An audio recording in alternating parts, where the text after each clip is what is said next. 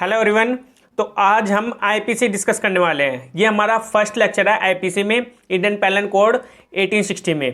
ठीक है, आज हम फर्स्ट चैप्टर को जानेंगे। फर्स्ट चैप्टर में हम जानेंगे कि किस तरह से आईपीसी को लाया गया था और कहाँ कहाँ पर अप्लाई होगा। ठीक है, इसमें 5 सेक्शन है जिसमें हम अच्छे से डिस्कस करेंगे आईपीसी के बारे में, जो कि इंट्रोडक्शन बताता है इसका। ठीक है, जो फर्स्ट इसका पहला सेक्शन है, पहला सेक्शन किस बारे में बात करता है? पहला सेक्शन सिर्फ यही बता रहा है कि जो ये आईपीसी है ये कहाँ तक एक्सटेंड होगा। ठीक है, कहाँ कहाँ पर इंडिया में अप्लाई होगा। तो whole of the India this act shall be called the IPC. इसको आईपीसी कहा जाएगा, पहली बात तो ये है।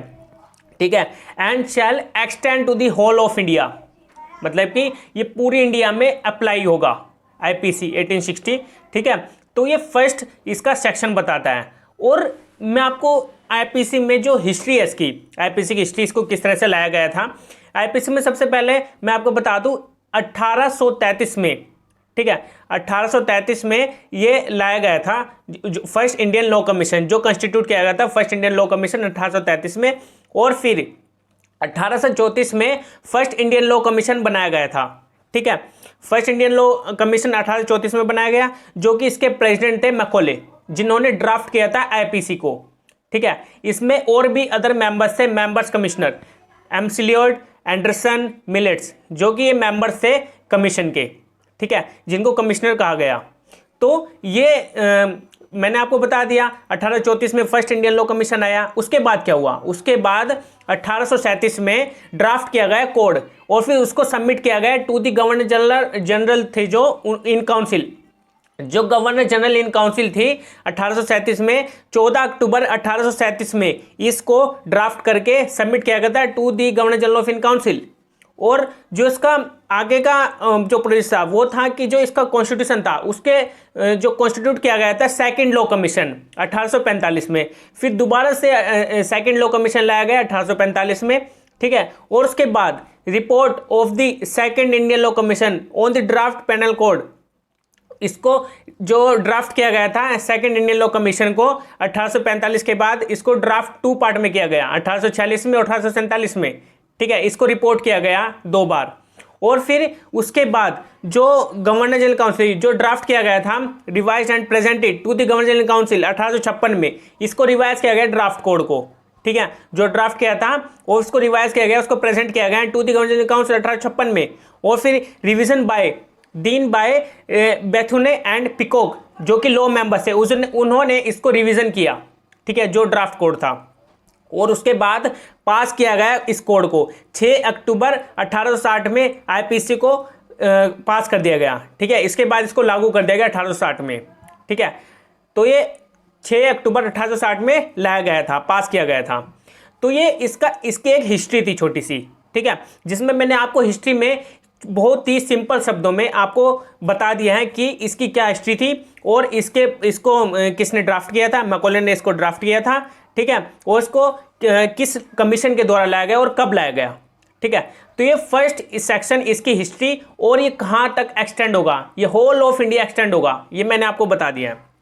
ठीक है, और अब हम चलते हैं इसके सेकंड सेक्शन में। सिंपली ये बात कर रहा है कि जो पनिशमेंट है ऑफेंस की, कमिटेड विद इन इंडिया, मतलब कि कमिट हुआ होना चाहिए विद इन इंडिया। ठीक है, every person shall be liable to punishment, जो पर्सन है वो लायबल होगा पनिशमेंट के लिए इस कोड के अंडर, क्योंकि आईपीसी में पनिशमेंट बताई गई कि किसको कितनी पनिशमेंट मिलेगी ऑफेंस के रिलेट, मतलब कि ऑफेंस के रिगार्डिंग क्या उसने ऑफेंस किया है। ठीक है, and not otherwise for every act omission contrary to the provision thereof of which he shall be guilty within India. ठीक है, और वो गिल्टी माना जाएगा विद इन इंडिया। तो ये पनिशमेंट बताता है जो ऑफेंस कमिट होता है विद इन इंडिया। लेकिन कुछ एक्सेप्शनल केसेस में क्या होता है, जो आउटसाइड द इंडिया होता है, ठीक है, वो इनडायरेक्ट वे में ऑफेंस कमिट होता है, लेकिन वो अंडर द आईपीसी वो माना जाएगा ऑफेंस। ठीक है, और उसको पनिशमेंट प्रोवाइड की जाएगी। ठीक है, लेकिन कुछ एक्सेप्शनल केसेस होंगे। मान लीजिए अगर कोई कंप्यूटर हैक करता है, ठीक है, कंप्यूटर हैक वो बाहर आउटसाइड द इंडिया है, किसी फॉरेन कंट्री में है, और वो वहां से ऑपरेट कर रहा है हमारी इंडिया में किसी के कंप्यूटर को, किसी कंप्यूटर सॉफ्टवेयर के थ्रू वो दूसरे पर्सन के जो उसके डाटा है उसको चुरा रहा है। ठीक है, तो उस केस में उसके ऊपर आईपीसी लगाई जाएगी, आईपीसी के अकॉर्डिंग उसको पनिशमेंट दी जाएगी। ठीक है, जो आईटी एक्ट के अंदर भी प्रोवाइड की गई है।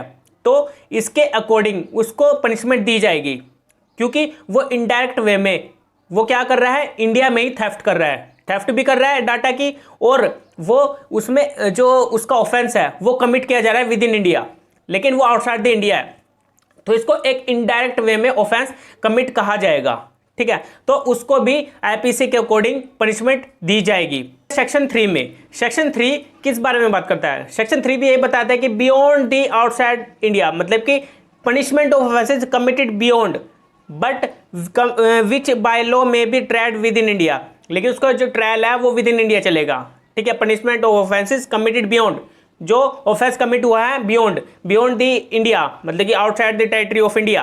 तो इस केस में क्या होगा, any person liable by any Indian law to be tried for an offence committed beyond India, जो ऑफेंस हुआ है वो कमिट हुआ है beyond India, shall be dealt with according to the provision of this code, तो उसको deal किया जाएगा according to the provision of this code. जो ये कोड है ये उसके ऊपर अप्लाई होगा, इनके प्रोविजंस उसके ऊपर अप्लाई होंगे।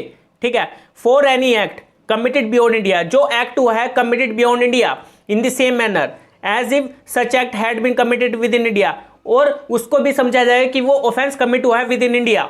ठीक है, जिस तरह से मैंने आपको एग्जांपल दिया था, जो हैक करता है कंप्यूटर को, वो आउटसाइड द इंडिया है किसी दूसरे देश में, ठीक है, किसी अदर कंट्री में, तो वो वहां से बैठा बैठा क्या कर रहा है, वो डाटा चुरा रहा है। ठीक है, वो हैक कर रहा है कंप्यूटर्स, तो इस केस में उसको ऑफेंस माना जाएगा, उसको आईपीसी के अकॉर्डिंग उसको पनिशमेंट प्रोवाइड की जाएगी। ठीक है, उसके ऊपर आईपीसी के प्रोविजंस है वो अप्लाई होंगे। ठीक है, तो ये सेक्शन 3 बताता है, और इसका जो स्कोप है वो काफ़ी लार्ज लेवल पर जो है बताया गया है, क्योंकि देखिए इसका जो मान लीजिए अगर हाई सी है, मतलब कि जो समुद्र का एरिया है, वहाँ पर जो टेरिटोरियल एरिया होता है हमारा इंडिया का, इंटरनेशनल लॉ के अकॉर्डिंग जो है, जो समुद्र का जो तटीय किनारा होता है, ठीक है, उसके अकॉर्डिंग समुद्र तक कितना होगा उसके पास, उसकी टेरिटरी कितनी होगी, 12 नॉटिकल माइल्स। ठीक है, 12 नॉटिकल माइल्स तक उसकी टेरिटरी होगी, मानी जाएगी कि वो उसके अंडर है इंडिया के। ठीक है, उसके बाहर जाकर उसके ऊपर इंटरनेशनल लॉ अप्लाई हो जाएगा, और जो उसके अंदर होगा उसके ऊपर आईपीसी अप्लाई होगी। ठीक है, उसको पनिशमेंट दी जाएगी आईपीसी के अकॉर्डिंग। तो ये इसका स्कोप बता रहा है एक किस्म से। ठीक है, उसका कहाँ तक उसका टेरिटोरियल एरिया होगा, कितनी जुडिक्शन होगी आईपीसी की। ठीक है, वो 12 नॉटिकल माइल्स तक भी होगी, उसके बाद इंटरनेशनल लॉ अप्लाई हो जाएगा। तो ये सेक्शन 3 बता रहा है। और जो सेक्शन 4 है, सेक्शन 4 सिंपली ये बात कर रहा है कि extension of code to extra territorial offences, मतलब कि जो ये एक्स्ट्रा टेरिटोरियल ऑफेंसेस इसमें बताया गया। ठीक है, इसमें कौन कौन शामिल हो गए इस कोड के अंदर, 2 extra territorial offences. The provision of this code apply also to any offence committed by, मतलब कि जो ऑफेंस कमिट हुआ है वो किसके द्वारा हुआ है, ठीक है, किस पर्सन के द्वारा हुआ है, वो कौन है, फॉरेनर है, इंडियन है, ठीक है, क्या उसके पास सिटीजनशिप है, तो ये यहां पर बताया गया है सेक्शन 4 में, और ये कोड इसके ऊपर अप्लाई होंगे प्रोविजंस। तो इसके अंदर जो पहला इसका पॉइंट है, any citizen of India in any place without and beyond India, मतलब कि जो सिटीजन है इंडिया का, ठीक है, वो इंडिया में रह रहा है या फिर वो इंडिया के बाहर रह रहा है, ठीक है, लेकिन वो सिटीजन है इंडिया का, तो उसके ऊपर आईपीसी अप्लाई होगी।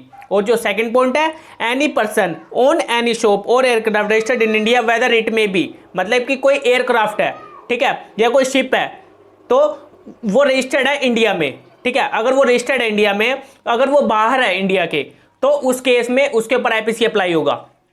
ठीक है, अगर वो रजिस्टर्ड है तो इंडिया में, ठीक है, उस केस में।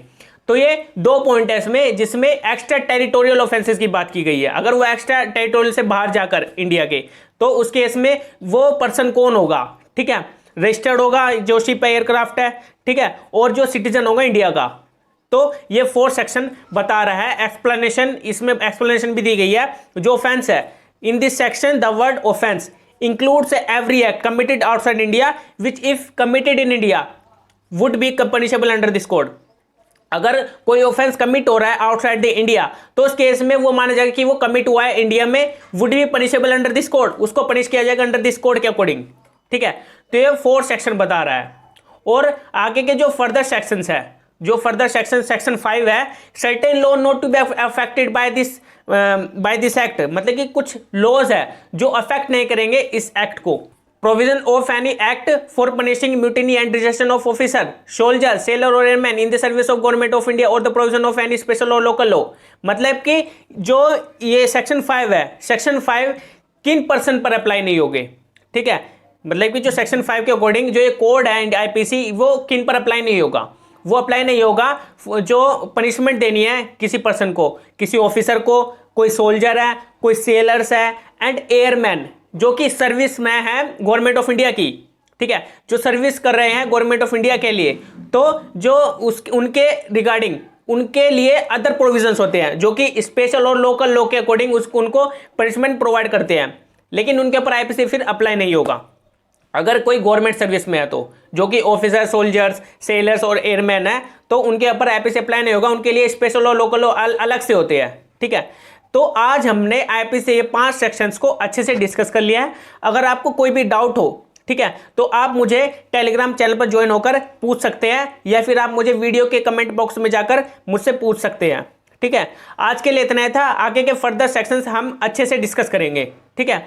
मैं अपनी पूरी कोशिश कर रहा हूं कि मैं आपको अच्छे से बता सकूं, समझा सकूं और आपको जो आपके जो डाउट है उनको क्लियर कर सकूं, ठीक है। अगर आप मुझे कमेंट करेंगे तो मैं आपको और डाउट क्लियर करूंगा, क्योंकि इससे मेरे को भी अच्छा लगेगा और आपको भी, क्योंकि जो डाउट है वो डाउट बेसिकली हर किसी को होने चाहिए, अगर नहीं होंगे तो आपको करने में भी मज़ा नहीं आएगा, ठीक है, एक किस्म से। तो मैं इसलिए बता रहा हूँ कि आप मुझसे डाउट पूछिए, अपने डाउट क्लियर करिए, ठीक है। तो आज के लिए इतना ही था, अब हम नेक्स्ट वीडियो में मिलेंगे। Okay, bye.